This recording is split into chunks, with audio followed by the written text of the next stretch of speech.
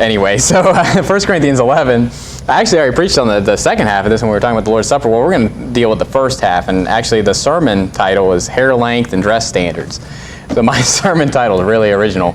But it's basically just the point is that I'm going to be talking about basically those type of standards, dress standards, hair length. Those are the two major things that we deal with when it comes to our outward appearance. And so I want to cover this subject, and this is a subject that is widely, scoffed at, as far as what the Bible teaches on this. And I want to say this, I think a lot of people, you come out of Bible colleges and all this stuff, and they preach these standards, but they don't really ever tell you, they don't ever really show you from the Bible, why it is this way. And so I think when children are brought up and their parents are teaching them the standards, and it's just because I said so kind of idea, once they get out, it's going to be like, what's the authority? And so I think it's good to understand and to grasp the logic and understanding of why men have short hair and women have long hair, why men wear pants and women wear dresses. I think we need to really just kind of talk about this and really understand where it's coming from in the Bible. So this chapter is really just mostly dealing with hair length, but it's also just giving you the idea that there's a difference between men and women. If there's anything that I can get across about dress standards and hair length, is that there needs to be a stark difference between men and women. And especially in the gender-bending, gender-fluid garbage that we live in today, and all these terminology like genderizing and all this stuff, it's so dumb. I almost feel stupid saying stuff like that. It's like they're making up new definitions or something. So anyway, in this chapter, in verse 1 there, notice what it says here, because people scoff at this passage, and they'll just want to completely negate half a chapter of the Bible.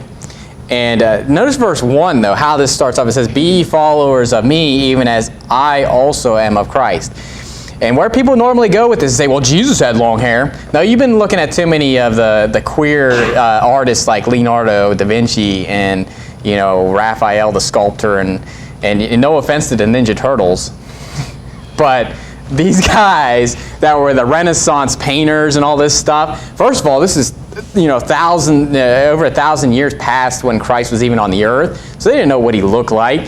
And of course they're going to put long hair on him because they're a bunch of queers themselves, so they were all trying to make him effeminate. Leonardo da Vinci's famous painting of the Last Supper, the Apostle John looks like a woman, literally looks like a woman. And you wouldn't even think that was the Apostle John. You just think it was like Mary Magdalene or something like that. But that's who they say is the Apostle John. And so anyway, you got to get your mind out of what the world is shoving down your throat. The world wants you to think that Jesus had long hair and wore a dress. Isn't that every depiction of Jesus out there? Long hair, wearing a dress. And so we're going to see what the Bible says about this. And then I'm going to give you, my standards, because when it comes to dress standards and hair length and stuff like that, there comes a point where the Bible's not going to explicitly say, this is the length, this is the exact thing that you're supposed to be wearing.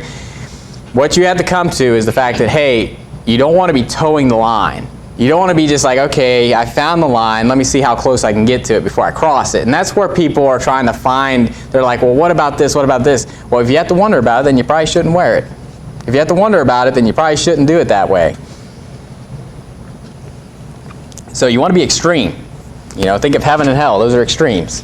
When you look at long hair, short hair, those are two extremes. And so anyway, as we go through this is talking about covering your head.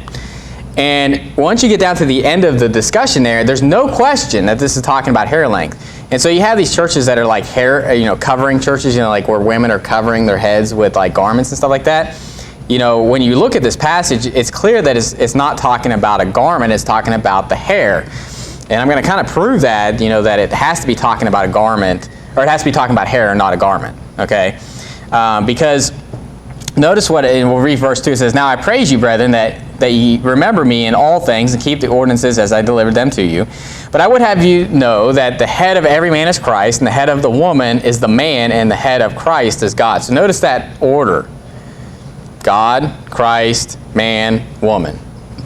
You probably saw that umbrella. Have you ever seen those little memes with the umbrella where it's like God, Christ, man, woman, and these umbrellas of authority, right? So that's the first thing you see there is that authority structure. You see the roles of men and women, they're not the same, so therefore they're supposed to look different. And notice in verse 4 it says, every man praying or prophesying having his head covered dishonoreth his head. But every woman that prayeth or prophesieth having her head uncovered dishonoreth her head, for that is even all one as if she were shaven. That should give you a clue that we're talking about hair and not just a garment. But one thing I want to go to Exodus chapter 20, or 28, I'm sorry. Exodus chapter 28.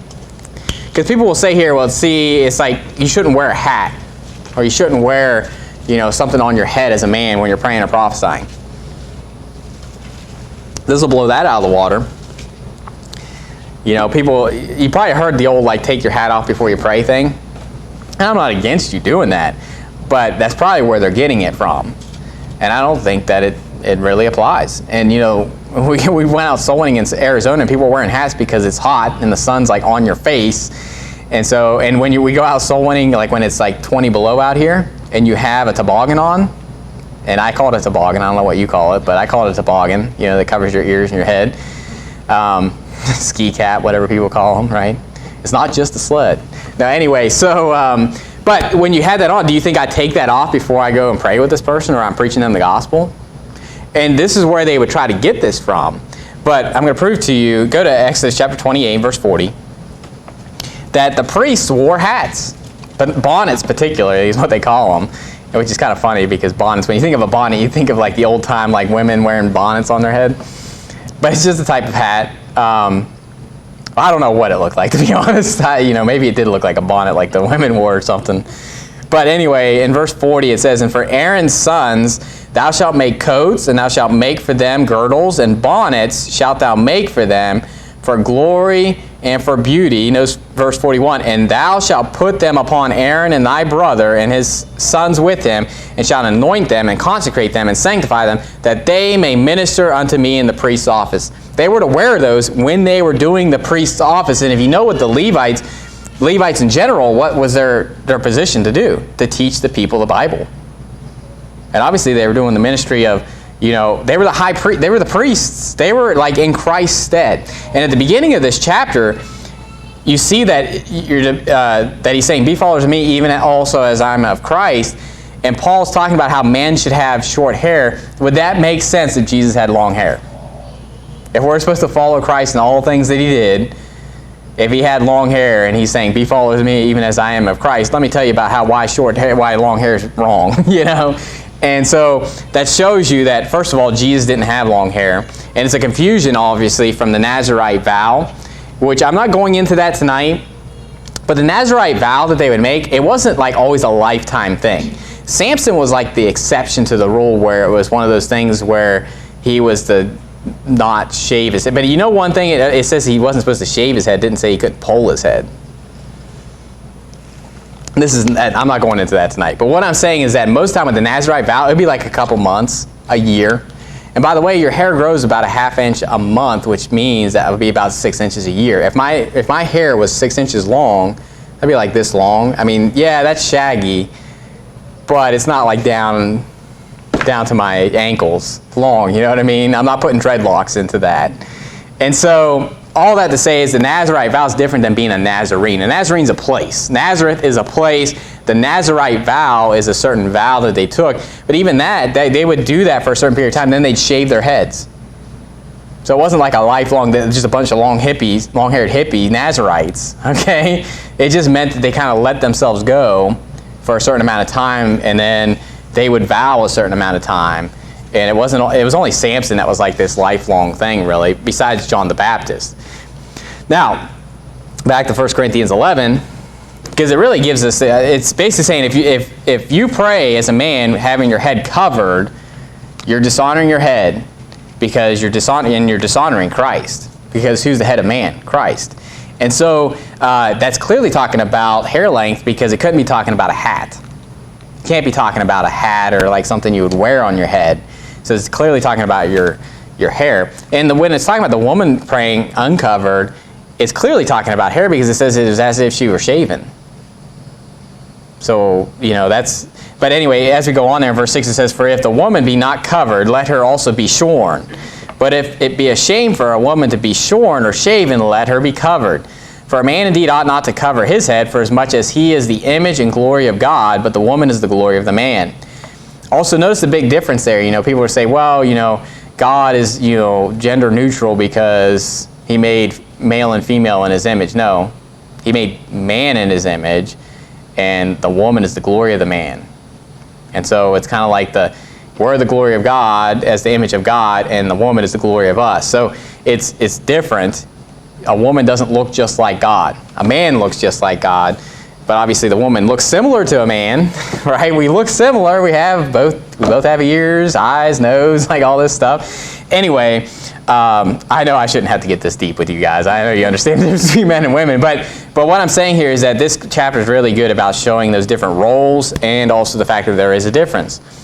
Verse 8, for the man is not of the woman, but the woman by the man. Neither was the man created for the woman, but the woman for the man. For this cause ought the woman to have power on her head because of the angels. Nevertheless, neither is the man without the woman, neither the woman without the man in the Lord. For as the woman is of the man, even so is the man also by the woman, but all things of God. You'll be like, good night, what in the world? It's just basically saying that the woman was made of man, meaning that man was there first, and the woman was made from his ribs, but men are born of women, right? So that's what it's saying, is that, the men that are coming into this world, they didn't come here without the women bringing them into the world, because Eve was the mother of all living. And so that's what that's talking about, is that, yes, woman was made for man, but woman also brings man into the world. So that's the whole operation that's talked about there. Verse 13, it says, judge in yourselves, is it comely that a woman pray unto God uncovered? Now, notice what it says. Doth not even nature itself teach you that if a man have long hair, it is a shame unto him? But if a woman have long hair, it is a glory to her, for her hair is given her for a covering. See how it defines what we were talking about with the covering and uncovering? The man having his head covered is what? Him having long hair. And the woman having her hair covered, or her head covered, is talking about her long hair. So what's that mean? If you have long hair, you're covering your head. If you have short hair, your head's uncovered. That's all that means. And it's strictly showing here that a man is not to have his head covered, and a woman is to have her head covered. So women should have long hair, and men should have short hair. That's clearly seen in here. And people will go and then they'll read all that, and then they'll go down to verse 16. It says, but if any man seem to be contentious, we have no such custom, neither the churches of God. And people will take that verse and literally say, everything that was said before there, we don't have any such customs. No, what he's saying is that if anyone's contentious about this, we don't have customs where men have long hair and women have short hair. No, not in the church of God. That's what he's saying. He's rebuking them. And later on, he's going through the passage about the Lord's Supper. He's rebuking them again. So this whole idea of taking this verse and then, if anyone's contentious about this, though, we don't have any customs about the fact of what hair length you have to have. Why in the world would he spend a whole half chapter talking about this and then just say, well, you know what I was just talking about there, we don't care about that. If anyone's contentious about that, don't worry about that. I mean, that's a strong thing, that if you have your head covered as a man, you're dishonoring your head. You're dishonoring Christ. That's a pretty big thing to see there. Now, what's interesting, go to Revelation chapter 9. Nature itself tells us this, okay? Nature itself tells us, because they're like, well, all these cultures back in the day, they had long hair and all this stuff. Yeah, they weren't right with God. You're talking about the Greeks? You're talking about these people that were a bunch of, like polytheists and pagans? Yeah, they had a lot of other things that were wrong too. So, but the thing is that this has been from the beginning that a man should have short hair and a woman should have long hair.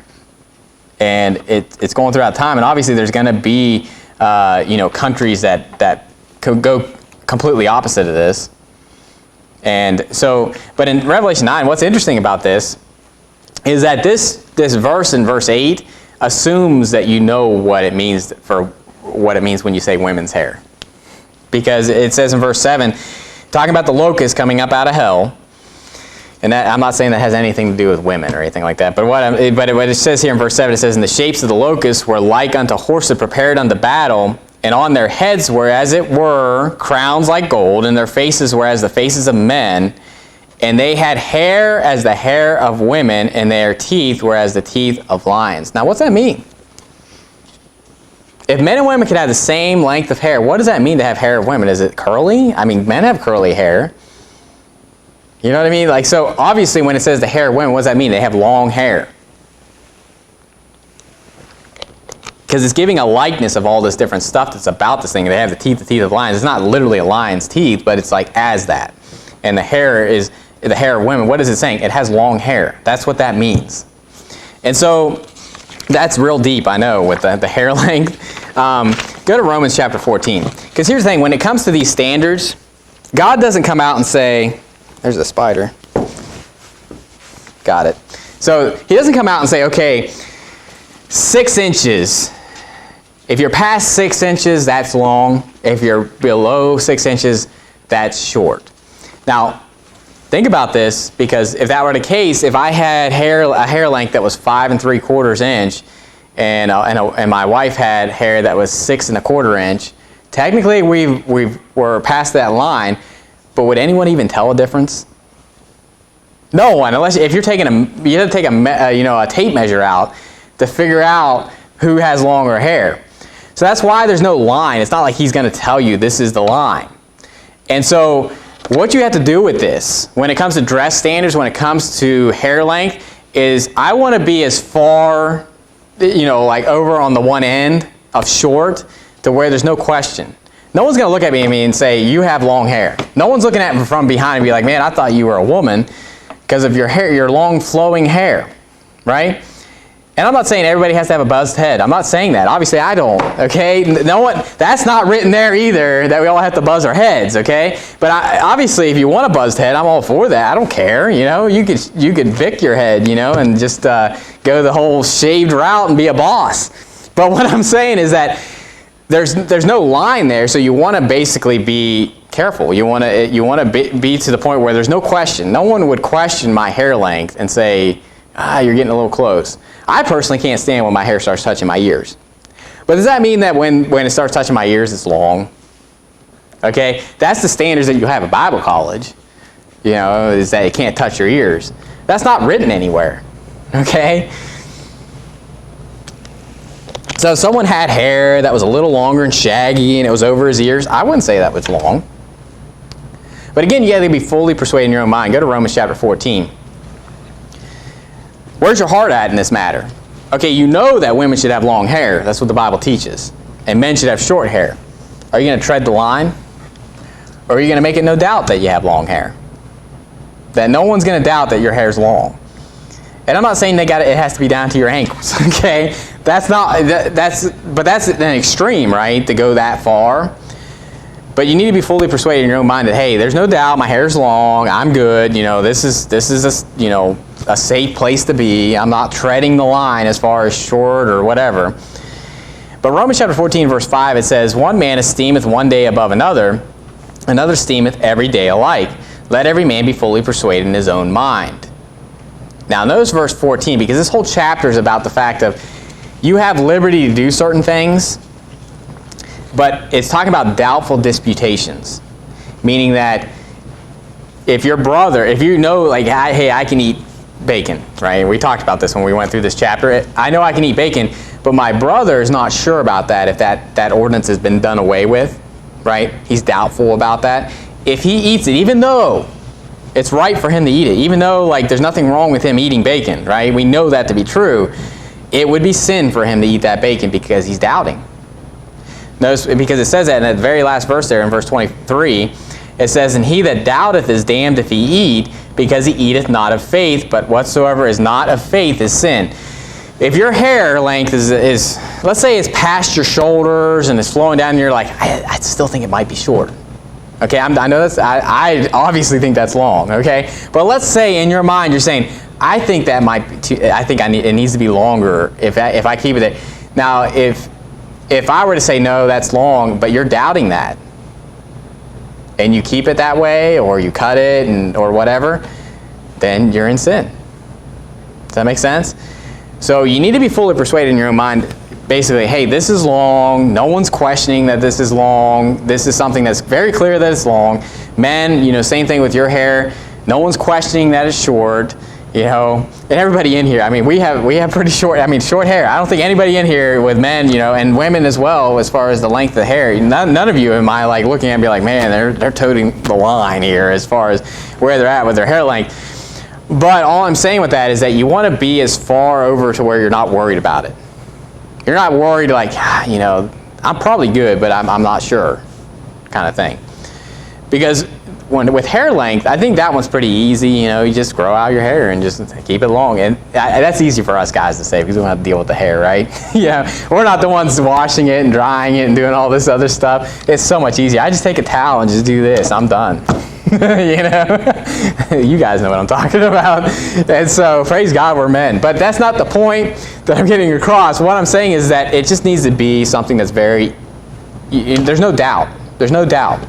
No one's going to look at you. Even the world wouldn't look at you and say you have short hair, women, or men, you have long hair. No one's going to say that. And that's where you got to look at is say, would anybody come up to me and say that I have long hair? Obviously, there's going to be haters out there and be like, you got long hair, see, it's like a ½ inch or something like that. It should be buzzed. No, we're not starting a buzz cut cult here. Okay? And what I'm saying with that is that Hyles Anderson had, I'm not against you guys that bucket. What I'm saying is Hyles Anderson had this like comb over thing where that was like the only haircut you could have. If you didn't do a comb over, you got demerits.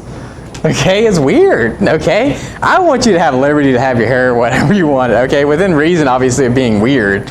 Okay, but you don't have to have your hair like mine. No one says that. You don't have to have it like Brother Joseph. You don't have to have it like Brother Charles. Like you can have your hair the way you want it as long as it's short. That's where you should be. And so we don't want to get into this point where we're all like having the same. We all wear exactly the same. We all look exactly alike. We all have like uniforms that we wear. We're not kidding. We have liberty. Okay, but within the realm of here's short hair length, and then there's a length that's no one should have. That's where you need to get to. Okay, there's this length where none of us want to be there. And so when you have that threshold, there's not a line, there's a whole area where we shouldn't be. And that'll give you that big distinction. Because the biggest thing that, when it comes to standards as far as hair length and dress code, is that you want to have a stark difference between each other. That's the whole point. That's the whole point of what our dress standards is about, is that you look like a man, and then you look like a woman. That's like the whole point. Like anybody that's standing there will be like, that's a man right there. There's no doubt. It's not like I had to turn around and see your face before they figured it out. And today, the way we live, the stuff we live, there's people that I'm looking at their face and I'm like, I can't figure it out. I don't know. I don't know if they're a man or a woman. There's this guy, at the pharmacy, at CVS Pharmacy, and I'm just like, I think it's a guy. I'm pretty sure it's a guy. And then they have like a name that's like neutral, it's like, it could go either way. It's like Jamie or something like that. And you're like, oh, that doesn't help me. You're waiting for that like real strong like John, or something like that where you're like, well, it's a guy, or whatever. But you never know these days with the perverted stuff that's out there. So anyway, that's the easy one. Hair length, I think, is pretty easy to see in the Bible, right? I think where the real issue comes is with the dress code. Now go to Deuteronomy 22:5. This is the big heavy hitter when it comes to what men and women should wear. And what it comes down to is with the hair length, men should have short hair, women should have long hair. It's pretty clear in 1 Corinthians 11. And we're not talking about a head covering as far as like a hat. Okay, we're talking about hair length. Now when it comes down to, here's where you get into people, where you lose people, is women should wear dresses and men should wear pants. And I'm going to talk about some different issues and the different situations and where I stand on these issues. And you may not be as strict, or you may be stricter than me when it comes to some of this stuff. Okay? But again, this is where you need to be fully persuaded in your own mind. Know that there is this verse here, okay? Once you understand that there is a verse like this one in Deuteronomy 22:5, you can work off that.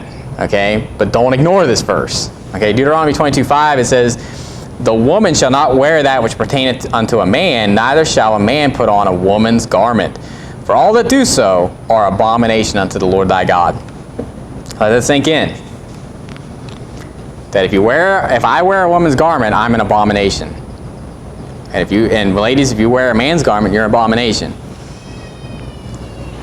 Let's take that in. That's serious. So we need to understand to make sure that we're trying to not do that. Okay.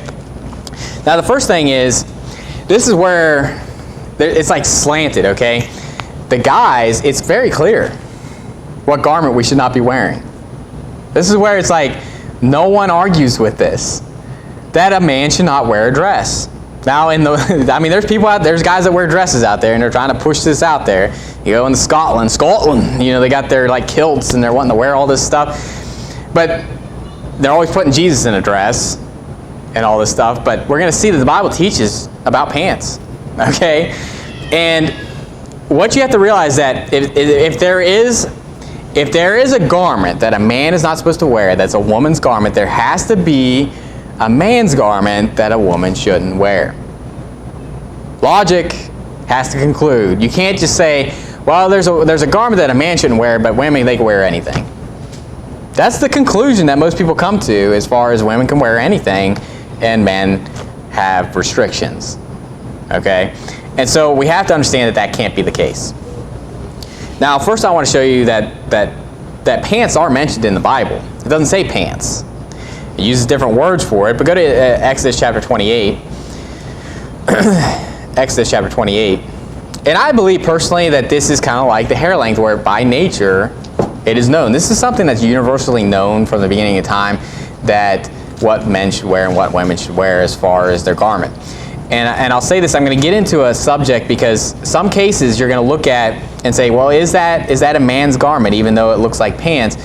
You're going to get into the fact that it may not be a man's garment technically or a woman's garment technically, but it's not modest.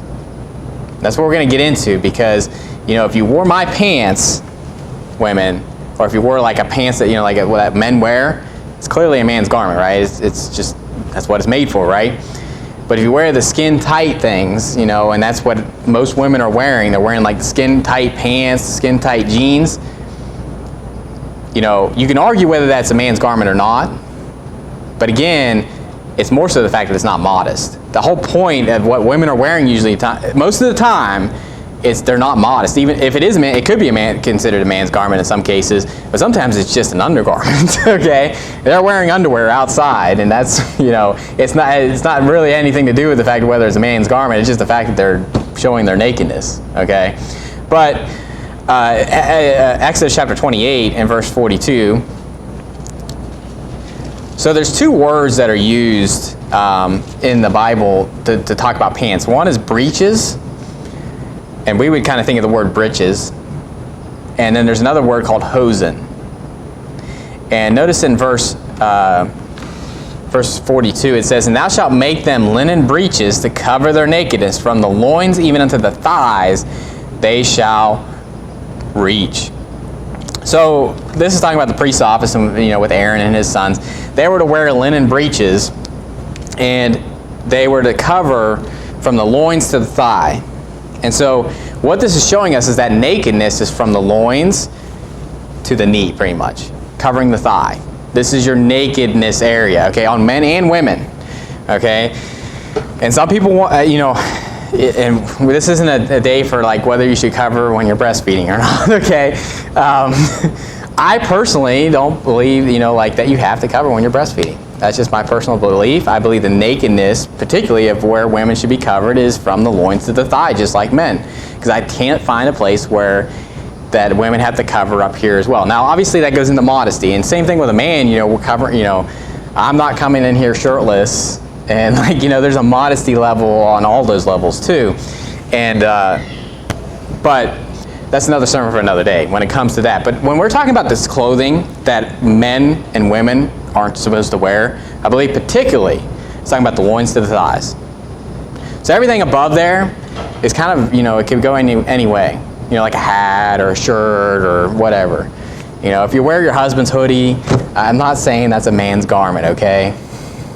I'm just showing you my standards. But again, what we have to go off of is Deuteronomy 22:5.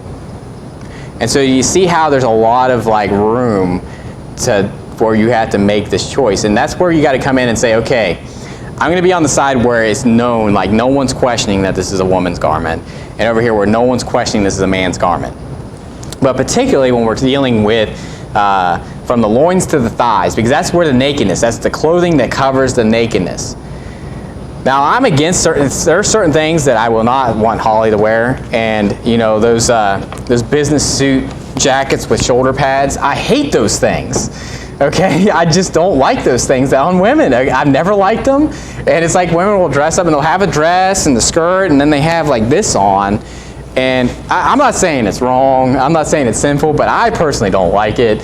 It's too masculine. It's like, you know, men should have the big broad shoulders, not the women. That's a side note. But so Ezekiel 44 covers the same thing, because, you know, you'll say, well, you know, that was back then. Well, no, in Ezekiel, when they were building the second temple, they were going over the same exact, where they were talking about the second temple being built where Christ was going to actually come. Ezekiel 44 and verse 18, it says the same thing. It also explains why they wore linen. You know, a little side note that has nothing to do with our sermon tonight. But in Ezekiel 44 and verse 18, it says, they shall have linen bonnets upon their heads, and shall have linen breeches upon their loins. They shall not gird themselves with anything that causeth sweat. So you may ask yourself, why were they wearing all these linen garments? The whole point was that they weren't sweating. You know, it's supposed to be like a garment. It's not cotton, right? You wear cotton, you're just going to sweat to death, right? But I looked up the word breeches. What does breeches mean? Well, just think of the word breach. Something that's breached, okay? And, you know, when you look up the garment, it's basically a bifurcated garment worn by men covering the body and waist to the knees. Sounds pretty accurate, right? You know, that's exactly what the Bible says about it. And it goes on, it talks about how, where that word like breach comes from and stuff like that. It means to break or forked or split. Well, that's what you're wearing, man. Okay, it's something that's forked, right? And so it's breached. And so that's the thing we're dealing with there. Now go to Daniel chapter 3. And so Daniel chapter 3, we're dealing with Shadrach, Meshach, and Abednego. And these three men are being thrown into the fiery furnace. But before they're thrown in, it kind of tells us what they're wearing.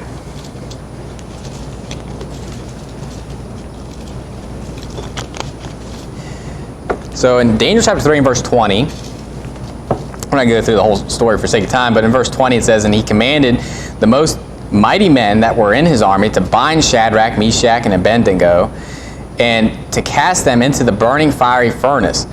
Then these men were bound in their coats, their hosen, and their hats, and their other garments, and were cast into the midst of the burning fiery furnace. So they were wearing hosen. Well, what are hosen? It's an old German word for trousers.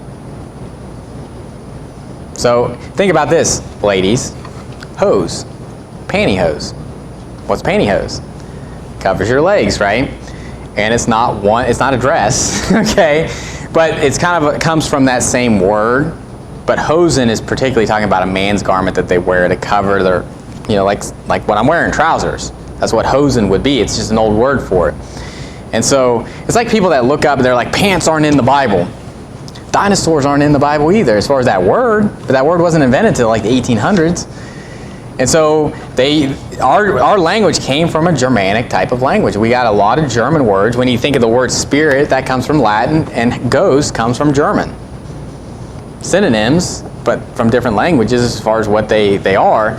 And so anyway, the nakedness is what we're dealing with here when we're talking about these garments. So if you're like, well, what hat can I wear? I don't care. You know, like, obviously, I'm not going to wear some flowery hat. You know, I'm going to wear a manly type of hat if I'm going to wear a hat.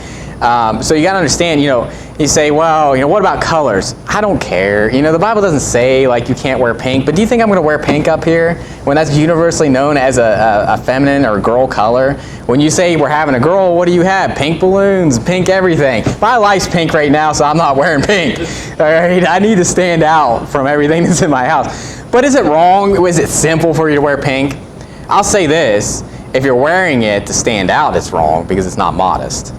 And most of the time, men that wear pink are doing it to stand out, to say, look at me, I'm secure, or whatever, So most of the time they're doing it to stand out, which is wrong anyway. But no, a color's not bad. It's not like pink's inherently bad color but I'll say this, blue's my favorite color, so why would I wear pink? Okay? But we see breeches, very much that's the way we would say it. And you hear this term, you're too big for your britches. Have you ever heard this phrase? That person wears the pants in the family. What do you think that means when you say that? It means that they're the boss. That's universally known that that's what that means. Is that, they'll say that, kind of a backhanded way. She's wearing the pants in the family. Right? Why? Because she's the boss. She's the one that's calling the shots. And so it's universally known that the one that's wearing the pants is the man, is the boss, is the leader, is the head. And so that's the way it should be. The man should be the head at home, so he should be the one wearing the pants. Now, notice what it says in Job chapter 38. Because you're going to see this phrase, because we're talking about the loins, right? The loins are covered. And you'll see this phrase dealing with men all the time about girding up your loins. Now, if I was wearing a dress, that wouldn't make that much sense to gird up my loins because everything's exposed from underneath there for me to gird it up.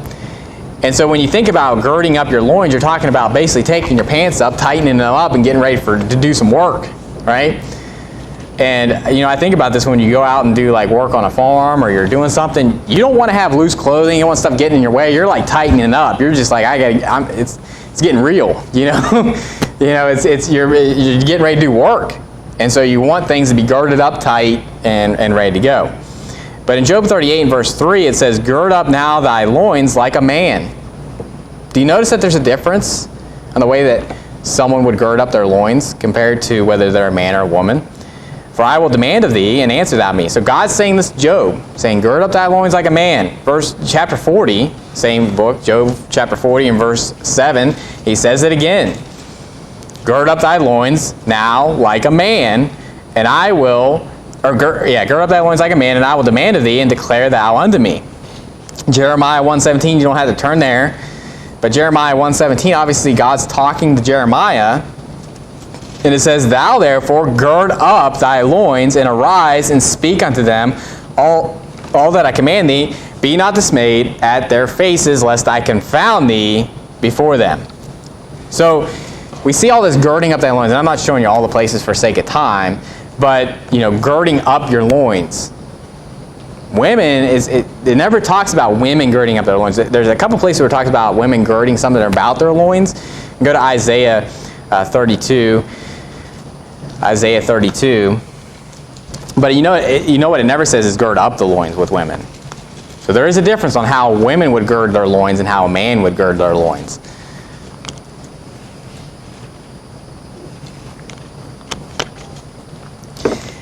Isaiah 32 and verse 11, it says, tremble ye women that are at ease, be troubled, ye careless ones, strip you, and make you bare, and gird sackcloth upon your loins. Notice it doesn't say gird up your loins, or gird up sackcloth upon your loins. Notice in Proverbs 31, obviously the famous virtuous woman. Proverbs 31 and verse 17. Proverbs 31 verse 17, it says, she girdeth her loins with strength, and strengtheneth her arms. So obviously, we're all supposed to be girding our loins with something, right? That's our nakedness. That's what we're supposed to be clothing. But with men, particularly, you're girding them up, okay? And women, if you have a dress on, then that wouldn't make sense to gird up your loins because obviously, that wouldn't work out very well, right? If you're wearing a dress, you don't want to be pulling that thing up any higher, right? Because then you're going to be showing your nakedness. But if you're wearing pants, you can see how that would make sense. You're girding them up. Why? Because you need to be ready to do battle. You need to be ready to run, right? You need to be ready to do what you need to do. And you may ask yourself and say, well, then there's going to be certain things that I can't do as a woman wearing a dress. Yeah, because there's certain things you probably shouldn't be doing as a woman. Yeah, you stepped into a fundamental Baptist church tonight where, there are certain things that men should be doing that women shouldn't be doing. Like going off into battle, right? Fighting a war is not what women are meant to do. That's not what God designed. Women should not be going off to war. First of all, that should be known. And so, but it's funny because the same people that say, well, women, they should be able to wear pants because then they couldn't do certain things. But they're supposed to make me believe that everybody back in Jesus' day wore a dress as a man? Like they didn't figure out the fact that how to wear. How about the fact that the priests were already wearing them? How about Shadrach, Meshach, and Abednego knew to wear pants? But somehow in Jesus' day, they just didn't figure out how to make these garments that have a breach in them to where they can walk around freely without worrying about showing off their nakedness and wearing this long flowing dress. And everybody that, they try to say this stuff, but show me where this is at. Because if you look at history, you'll find that there's been pants for a really long time. And I believe since Adam, since the beginning of time, there was pants. And so it's just ignorance. It's based off of looking at too many Renaissance pictures, too many Renaissance paintings, and they take that as fact. And you know what? As much as I try to drown it out, when I think about Jesus, I still have to shove this long-haired hippie out of my mind, wearing a dress, wearing this long robe. The only time that they wore robes back then. It's like the only time that long robes were mentioned when he was rebuking the Pharisees for wearing them. Do you think Jesus was wearing a long robe and then saying they like to wear long robes in the temples? Would that even make sense? When he said, ye hypocrites. So this whole idea of them wearing these long flowing garments and all this stuff, and I'm not saying they couldn't wear a robe or kings couldn't wear a robe, but they were wearing pants underneath of it. And the priests would have a robe that they wore, but guess what? They were wearing breeches underneath of it. And so I could wear, I have a coat, and I've had coats that were longer that came down a little further. But guess what? I was wearing pants under it. You would think I was a madman if I came in here with just that on. And, I had undergarments underneath there, but it was just buttoned up all the way down. I'm just walking around in this big robe. Looked like an idiot. Looked like someone you're going to probably call the police on if I was found in a park somewhere. And so it's just stupidity. But the thing is that there's nothing new under the sun. Do you really think that pants just came to be recently? There's nothing new under the sun. This whole idea that, pants weren't invented yet is just a stupid argument. And not to mention it's in the Bible. The breeches were there. The hosen were there. Way before Christ. So that just falls out the window. But really when it comes down to this, when you're women, for example, when you say, well, what about this garment or whatever? That's not really a man's garment. Because the argument is, well, if women are wearing these really tight pants, then it's not really, a man wouldn't wear that. Again, I believe there's certain garments that no one should wear. That's what it comes down to. Just like the hair length, where you have here's let's say here's short, this realm of short, to shave to a certain length that's short. There's this whole realm of hair length that no one should be at. And then you have women's hair length that goes from here down to infinity, right? You can have as long as you want. But the same thing would go with clothing. I think that there's certain types of clothing that no one should wear. I shouldn't wear rhinestone, tight skinny jeans, right? I don't think anyone's going to argue with that. I shouldn't wear that. But I don't think women should wear that either. Right? And so you can make the argument, well, which one is it? Is it a man's garment or a woman's garment? It doesn't matter. No one should wear that garment. And so that's where you get into this argument, well, it's technically pants, and so therefore it would be an abomination. I don't care. It's either immodest or abomination. I don't want either one of those. Okay? And so go to 1 Timothy chapter 2 and verse 8. And I'm just trying to help you to understand my logic as far as why it's easy to understand this, as far as why my wife wears a dress and why I wear pants. Because the way that a man would wear pants is not immodest. Right? A way that a normal guy would wear pants. It's hard to find pants these days, my friends, and I know you know this, that are made for men. I can't find pants these days that are made for men that actually have thighs. I couldn't wear skinny jeans if I wanted to. Literally, the regular size jeans, if you went to the J.C. Penney's and found me the Levi's that were just regular size jeans, would be skinny jeans on me. That would be skinny jeans.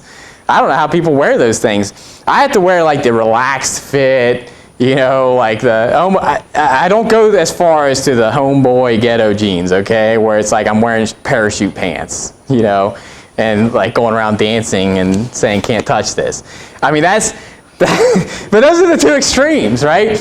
You either have these jeans that are like form-fitting, or you have like the ghetto pants that are falling off.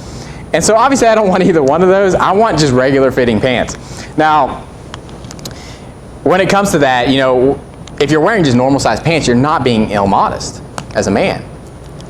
But if a woman wore those same pants, then that's a man's garment. Does that make sense?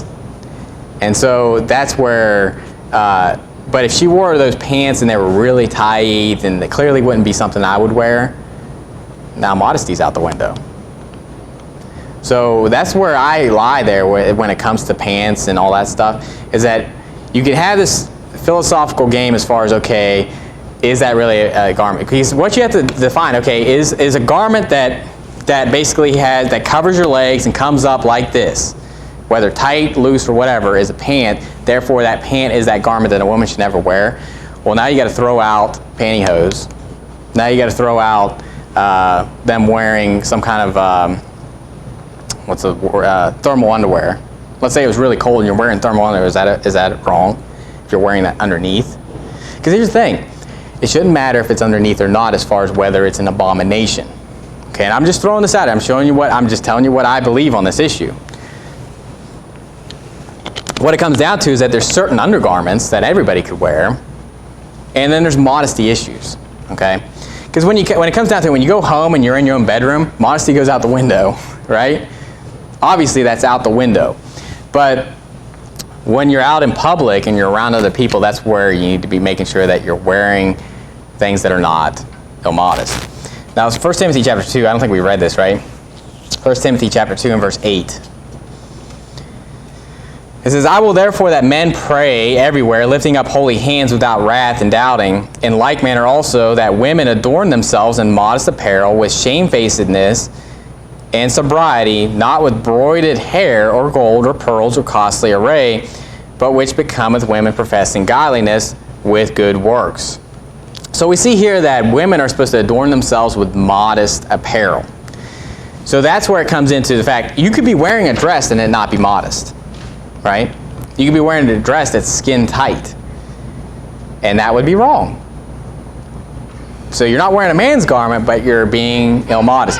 And I think if you're gonna try to get out those gray areas as far as, okay, is this a man's garment or is this, because that's where people go through, like they're down this line, okay, well, this isn't really a dress, but it's not really a man's garment. You have that argument within yourself, is this really a man's garment?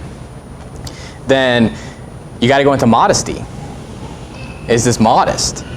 Right? Because I could say that pants, like we were talking about the pants being really tight, I could say, well, that's a man's garment. It's not modest, so I shouldn't be wearing it. And so I believe that's where you get the pants in general, the ones that we have problems with women wearing, and men nowadays, right? How about this? No one should be wearing them. Why don't we just say that?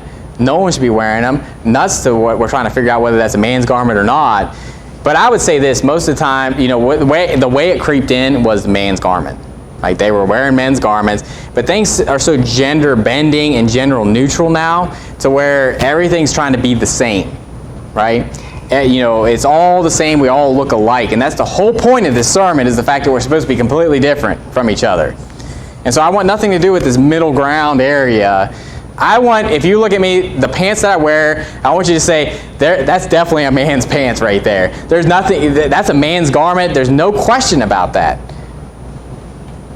Same thing with women. That's why wearing dresses is the safest bet you can go about. And I'm just being honest with you.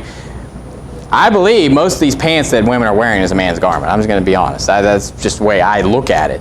But people could play these philosophy games as far as, well, it's not pants necessarily, it's the type of pants. It's the fact that that's what men wear. But then that's where you get into the fact of, okay, this is what society dictates, right? And so we can't get into society realms as far as what they dictate. I'll say this, a man should wear pants. It should be not ill-modest. Women should wear dresses. Those are the garments. Those are the two garments. If not, what is the garment? What's the garment that a man should wear, or that shouldn't wear, and what a woman shouldn't wear? So, but modesty is where you get into with that, because here's the thing. Women wear these things called, is it leggings? Yoga pants? whatever it is, where they're just pretty much naked, walking around. Now, would you call that pants? I mean, I guess you could. I wouldn't call it pants, though. I don't know. You know, like, I don't call it, I mean, technically, by the definition, it's hosen. It's, you know, breeches, I guess. But that's, to me, it's just an undergarment. They literally came out of their house wearing their undergarments on. And so, when it comes to this, you're talking about what's covering your loins, what you see on the outside. And so, that's where I believe that this whole argument as far as what women should wear and what men should wear. And so if you're at home and ladies, you know, I personally don't mind if my wife's wearing, you know, why can't I think about what that is? You know, like thermal underwear, right? If she's wearing a dress, you know, and then she's got thermal underwear on, I don't think that she's wearing a man's garment. I think she's literally just wearing a garment. It's kind of like socks and all that stuff. What if she's wearing tube socks and stuff like that? Well, it's kind of like pants, you know. And so that's where you get into all those arguments. The key here is that you want to be as far to the one side as the other. Women, no one would doubt that the most feminine article of clothing you can wear is a dress. When you get married, you know, and where we got married, there's no doubt what is the man going to wear. He's going to wear a suit with pants, and a woman's going to wear a dress. That's the universal symbol as far as what's feminine and what's manly. And once you base that off there, that's where you should be trying to stay. As far as, okay, I'm wearing pants, she's wearing a dress. And there's a lot of liberty when it comes to the fact of, okay, what colors am I wearing? Okay, what kind of tops am I wearing? And that's where your standards come in, and especially as a family, because I'm the pastor, but I'm not the head of your guys' homes. Okay? So if you have a standard that's stricter than mine, that's fine. If you have a standard that's less strict than mine, okay, I'm not coming to police your home, okay? But I'll know this, that there is a garment that you would be an abomination. So that's where the doubtful disputations, where you need to come in and say, okay, if you're doubting that, if you say to yourself, I believe that wearing thermal underwear, that a woman wearing thermal underwear is a sin, that's a doubtful disputation then. If you're doubting that, then err on the side of caution, okay? Now, when it comes to, you know, with modesty, there's a lot of stuff about women, you know, as far as being the attire of a harlot. And the big thing that comes up with this is them exposing their legs. And it talks about, you know, the attire of a harlot in Proverbs chapter 7. And it talks about the nakedness being seen. Go to Isaiah 47. Isaiah 47. Because it's not enough. Here's the thing. When it comes to our dress, obviously we need to get that fundamental down. You know, the fact that, okay, men should wear pants, women should wear dresses. All right, we figured that out. And all I'm saying with that, with all that's in the middle stuff, is the fact that we just need to just cut that out and not even worry about it. We need to, like, basically just say, okay, here's the standard. Men's wearing pants, women's wearing dresses. At that point, you don't have to worry about the fact, am I wearing a man's garment? Just cut out all that middle stuff that you're worried about. Because there could be a case in there where you're saying, well, maybe it was right. Well, why even like try to even be in that area where you're not sure? Okay. But in Isaiah 47, verse 1, like I said, you know, women, you know, you could be wearing dresses, but you can still look like a harlot, okay? And there's plenty of women that'll wear dresses, but they look like a whore. They look like a harlot, and it's a sin. And so don't just take it to the fact, well, I'm wearing a dress, and there's women that do that they'll be in church and they're wearing a dress, but it's like completely skin tight, scantily clad, not covering the thighs, that type of stuff, okay? In verse 1, it says, come down and sit in the dust, O virgin daughter of Babylon. Sit on the ground, there is no throne, O daughter of the Chaldeans, for thou shalt no more be called tender and delicate. Take the millstones and grind meal. Uncover thy locks, make bare the leg, uncover the thigh, pass over the rivers. Thy nakedness shall be uncovered, yea, thy shame shall be seen. I will take vengeance, and I will not make thee meet thee as a man. So notice, what is the nakedness? And remember, we saw this with men. What was the nakedness? The thighs. So he's saying, uncover the leg, uncover the thigh, right? So ladies, if you're wearing a dress and it comes up to where your thigh is showing, you're showing your nakedness. And that's where we need to, when you're wearing your dress, you need to make sure that it's modest. You need to make sure it's not skin tight. And I'm not saying you need to be frumpy, okay? I don't even know what that word means, but I've heard it before. Meaning this, okay? When you're being modest, you know what that means is that you're not being showy and you're not calling attention to yourself. Because you could also go the Amish route where you're wearing the bonnets and wearing all this stuff to where you're showing attention to yourself. You just want to look normal. Right? You don't want to have this all this attention coming towards you as far as what you're wearing. And you can look nice. Ladies, when my wife wears a nice dress, I love it. I think she looks better than that than anything else. I mean, ladies, you can look very beautiful and very, you don't have to be like this.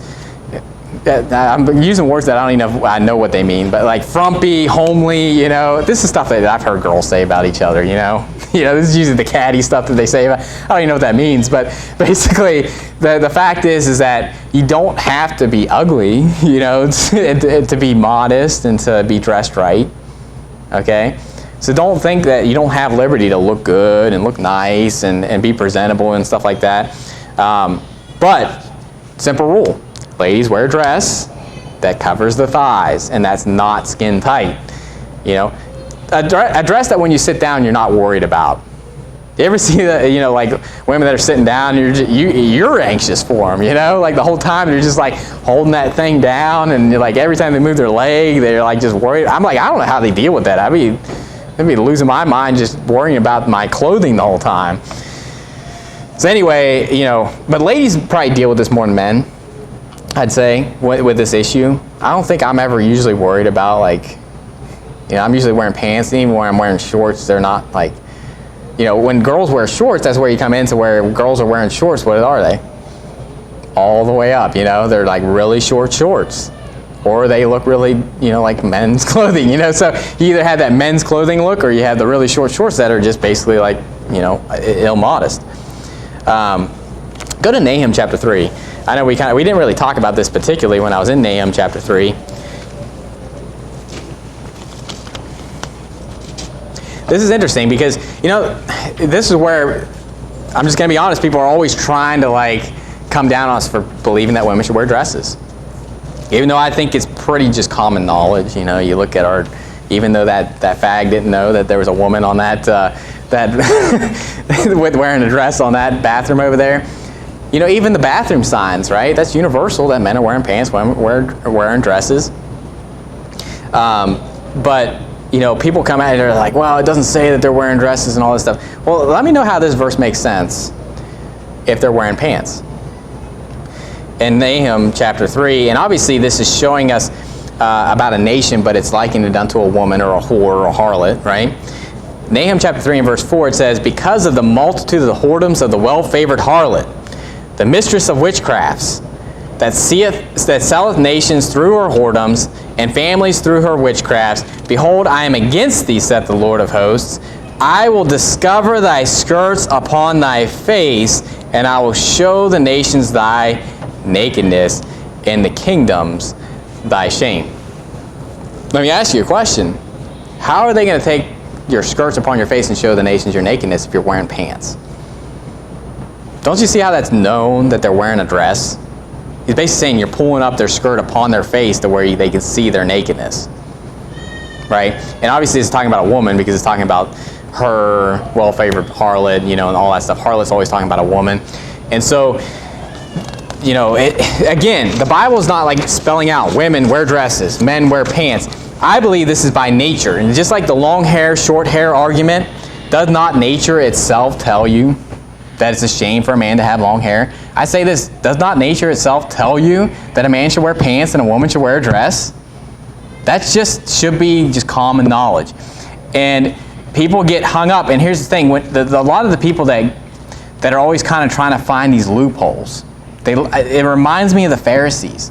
The Pharisees, if you read the Talmud, which I don't recommend, but when you read the Talmud, what they do is they take a law like Deuteronomy 22:5, which I haven't read what they say about that, but they'll take something like that and they'll say, okay, what kind of loophole can we find through this? And that's what I see with a lot of this. Well, what about this? What about this? What about this? How about be on the safe side? How about, there's no question, she's wearing a dress, I'm wearing pants. There's nothing you have to worry about then. And so that's where I stand on that. When it comes to these issues where it's like this gray area or areas you don't know that well, I always side on the side of caution. And I'm going to wear a more manly garment. You know, it's kind of like, I don't believe this is wrong, but it's kind of like the color pink. I'm not wearing pink because I think it's kind of a feminine color. You know, I think that people are going to look at that and think this guy's trying to be feminine or something like that, right? And so I'm taking a harsher stance on that, where I'm going over to this side where I'm not going to wear that color, right? But there's no Bible telling me to do that. You know, the Bible says to read the Word of God every day, but does it tell you how much? Does it tell you how many chapters? No, it gives you liberty to choose, okay, how far are you going to take it, and what does that mean to, you know, as far as, obviously we need to take it as far as we want to go. And so when he gives these dress standards that you're not supposed to wear a woman's garment, men, and men you're not supposed to wear, women you're not supposed to wear a man's garment, you need to not just try to toe that line as far as, okay, you know, I think this is not a man's garment over here. No, you should be like, there's no doubt this is a woman's garment I'm wearing. And men, there's no doubt this is a man's garment I'm wearing.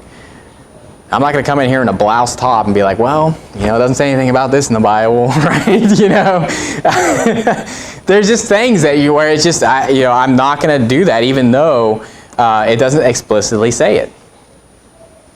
And so, and God knows the heart, because if you're basically toting that line and you're saying, well, I'm going to try to get as close as I can to where I'm not wearing a woman's garment, you got a problem in your heart right there. You should be saying, okay, God says I should be wearing a man's garment. I'm going to make sure that whatever I'm wearing, no one's doubting that this is a man's garment. And same thing with the women. You should be on that side too. Any woman that's like usually trying to justify wearing pants, where's their heart at in that? Because usually they're trying to justify something as far as trying to get close to that line. They're trying to find that close line, and they're trying to be like the world. You know, we're supposed to be separate from the world. Now, another thing that comes up as far as, you know, we found out, okay, men should have short hair, or women should have long hair. Men should wear pants, women should wear dresses. But what about like what you're wearing? You know, like this comes up a lot. Wearing a shirt and tie at church. There's two sides of the spectrum. You have the one side that says, you know, you're pretentious for wearing a shirt and tie at church. You're trying to be showy and, you know, trying to show off and all this other stuff. Then you have the other side that says you're not right with God if you're not wearing a shirt and tie. And I'm against both those sides, okay? Because nowhere in the Bible does it say that you need to wear a shirt and tie. I'm going to tell you why I personally wear a shirt and tie to church. Because I am, go to 2 Corinthians chapter 5. 2 Corinthians chapter 5. And this is the last point. I had some other verses to kind of show, you know, especially as a pastor, okay? As a pastor, Jesus Christ is the chief shepherd. But as a pastor, that's what pastor even means, is a shepherd. And so I am in Christ's stead. I am in his place. I'm an ambassador as, you know, part of the church here as far as leading this thing off. Obviously, he's the head. But what you got to, when you think about being an ambassador for something, think about being an ambassador for the United States. Well, nowadays, apparently you have to be a fag to do that. But when you think about being an ambassador for a country, you don't want to go up there and like with holes in your jeans and like wearing a shirt that has paint all over it, right? You want to be presentable and you want to represent your country well, okay? Why do I wear a shirt and tie? Because I mean business. Because this isn't a joke to me. And anybody that when you go out in public wearing a shirt and tie, they automatically take you more seriously. Why? Because obviously everybody knows that wearing a shirt and tie is not the most comfortable thing in the world. It's not comfy clothes, right? You're not wearing your sweatpants and your sweatshirt, right? And so this is something when we're being an ambassador for Christ. And when we go out soul winning, I'm not saying you have to wear a shirt and tie to go out soul winning, but you should also be wearing presentable clothes, right? Something that's decent. And so 2 Corinthians chapter 5, notice verse 17, and this is the last passage we'll look at tonight.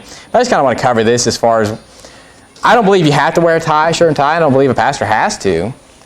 But that's my standard, the standard that I have, because I want people to know that I'm not taking this lightly. I'm not taking this as a joke. I mean business. I don't particularly like wearing a suit and tie, okay? But I want to be presentable to the Lord. And notice what it says in verse 17. It says, "Therefore, if any man be in Christ, he is a new creature. Old things are passed away. Behold, all things are become new. And all things are of God, and who hath reconciled us to himself by Jesus Christ, and hath given to us the ministry of reconciliation, to wit, that God was in Christ, reconciling the world unto himself, not imputing their trespasses unto them, and hath committed unto us the word of reconciliation. Now then, we are ambassadors for Christ, as though God did beseech you by us. We pray you, in Christ's stead, be ye reconciled to God." So I'm just going to tell you personally why I wear a shirt and tie, why I dress up for church. I don't think that the Bible explicitly commands that, but more my heart is on that. I'm not trying to be showy. I'm not, the suit that I wear and the shirt and tie that I wear is not like Armani or like these $1,000 suits and all this stuff. The stuff that I wear is just, most stuff is like from JCPenney's or thrift stores or, stuff like that. So it's not like something where I'm just trying to flash what I'm wearing. It's because I want people to take me seriously. I want people to know, hey, this is a big deal. I'm not just coming here to play church. I'm coming here because I care about what I have to say, and I care enough to where I dressed up for it. And I put on a tie, and I took time to make sure that I was presentable. And so that's what we need to think about. If we're going to be ambassadors for Christ, you want to be presentable. You want to make yourself presentable. But again, this isn't something that's explicitly commanded. That's just the way I look at it. And so that's why I believe a lot of pastor friends that I have, why they wear a suit and tie. And they have certain standards, where some would say, well, you can't preach unless you're wearing a shirt and tie. That's fine. That's their standard. If you're in a church where the pastor says, hey, if you're going to preach for me, you're going to wear a tie, then that's what you need to do, because he's leading that charge. But there may be another church where he says, you know what, that's fine. You think of Brother Richard Symes out there, he'd look like a crazy man out there with a tie on when you're in the Philippines preaching in like some sweaty hut somewhere, okay? Do you understand though, like how that's not a universal thing? We're in air conditioning right now. It's easy for me to stand up here in a suit and tie and be presentable because we're in that comfort, right? But if I was out preaching somewhere, do you think I'm wearing this jacket?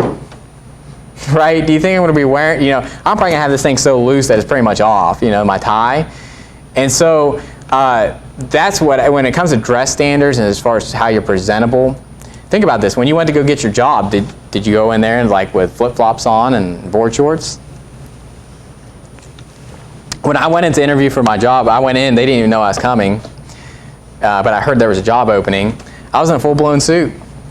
And Dave, my boss, was wearing flip-flops, and he was wearing a Hawaiian shirt. It was Friday. He's like, it's Hawaiian shirt day.